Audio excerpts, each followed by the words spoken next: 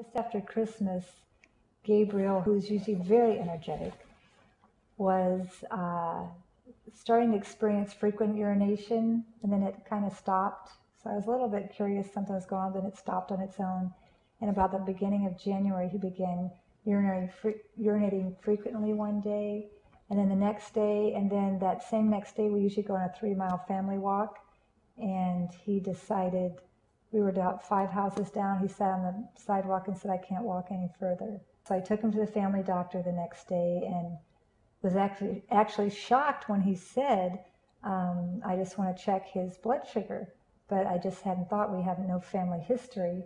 I thought maybe a bladder infection, and he checked his blood sugar and it was elevated 3 hours after eating. And he said, this is suspicious, and he took his urine test, and there was glucose and ketones in his urine. And he said, I'd like you to go for full testing tomorrow morning because it looks like he has type 1 diabetes. And I remember it just shocked me. I hadn't been thinking along those lines. So it was quite a shock. And of course, her being a nurse and me working for a healthcare company, we're very familiar with what diabetes means and the long-term consequences of that for anybody that's going to have insulin. And we actually started taking his blood sugars because we got some blood sugar testing kit, and we started taking them in the weekend because we wanted to know too what was going on. And some were elevated, and we were just very surprised. And the doctor called us Monday and said, yes, it looks like he does have type 1 diabetes, but it's very unusual. You caught it. It looks like it at an unusually early stage. His prediction was that he will be, this was in February of this year, 2008, that by August, the beginning of August was his prediction. I predicted within 6 months, Gabriel will be insulin dependent and medicine, insulin the rest of his life, and be hospitalized. At that point, he was preparing us what to expect, and we just went home devastated. The way I described it was like mourning the loss, a certain type of loss with your child, because you realize that, yeah, they can lead a normal life to a certain degree, but you would now become enslaved to the blood testing, the glucose testing, and the insulin injections, and calculating carbs, and all of that kind of stuff. And then thinking the long-term consequences just throughout, it just wreaks havoc throughout your body. And kids, the age of Gabriel and Nathan, and what that would mean for them long-term, it was like mourning. We were ready to find an alternative, but we were also prepared that there wasn't one. The hope that Dr. Young's diet gave us was really exciting. So it just made a lot of sense reading the book. There was just a very sensible approach, very well laid out. And so we decided to give it a go. Dr. Young, pH Miracle for Diabetes is the book we read. I got it right away, and I read it, and it made sense. And we called out to the pH Miracle Center, and they invited us to come out for a microscopy class, and we went out. He tested my blood, and he looked it up on the screen. I had a lot of acid crystals and yeast.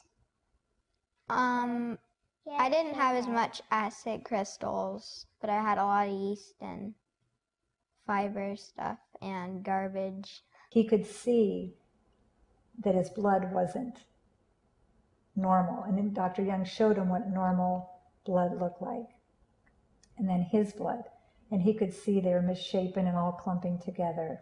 And then, like Dr. Young said, if you eat the way that I've explained, you can put alkaline into your squirt gun. Your pancreas is like a squirt gun.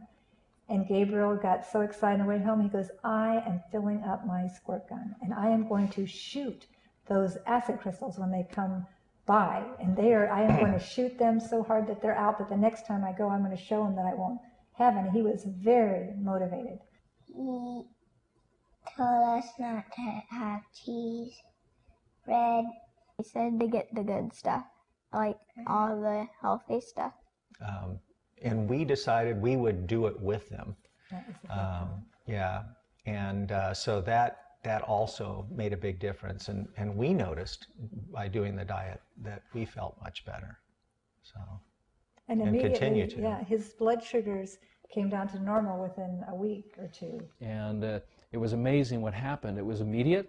Gabriel's blood sugar started to normalize, and the rest is history. Gabriel is no longer a type 1 diabetic.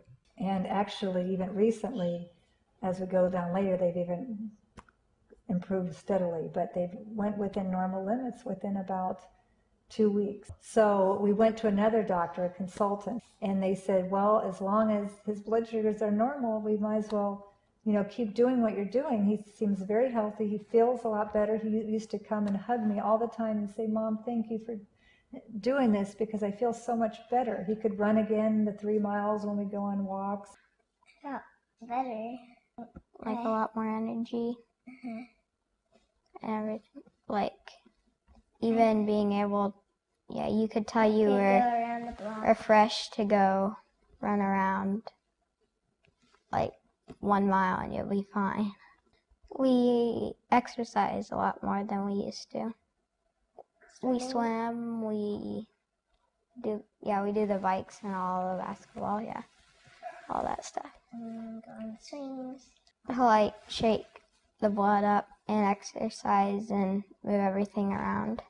They just seem a lot more energetic like they used to be before. I've noticed that too. Helping their body to feel better. And I can tell they are having a lot more energy than before. Yeah, we noticed a huge, after about 3 weeks to a month, a very huge difference in his energy level, how he was feeling. And again, that's when he decided, he said, that's it, I'm becoming a doctor like Dr. Young because I want other children to feel better like I feel better. He could just tell such a difference. And we just kept basically for the next 2 months doing the same thing. In July, we had them tested again. So this new doctor, we had several doctors, monitoring them. The one doctor said, I want every 2 months to find out all these levels on this diet because he was so excited he couldn't, seeing that he had normal blood sugars with no insulin.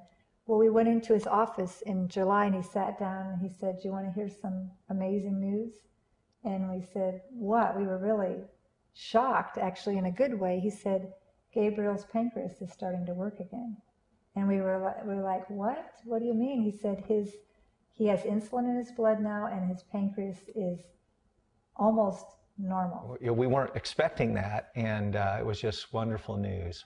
And he said, and Nathan, he would now say is no longer type 1, but is perhaps type 2, in that his body is producing plenty of insulin, in fact, too much, because he's probably fighting something in his body to compensate for his body not receiving the insulin as it should.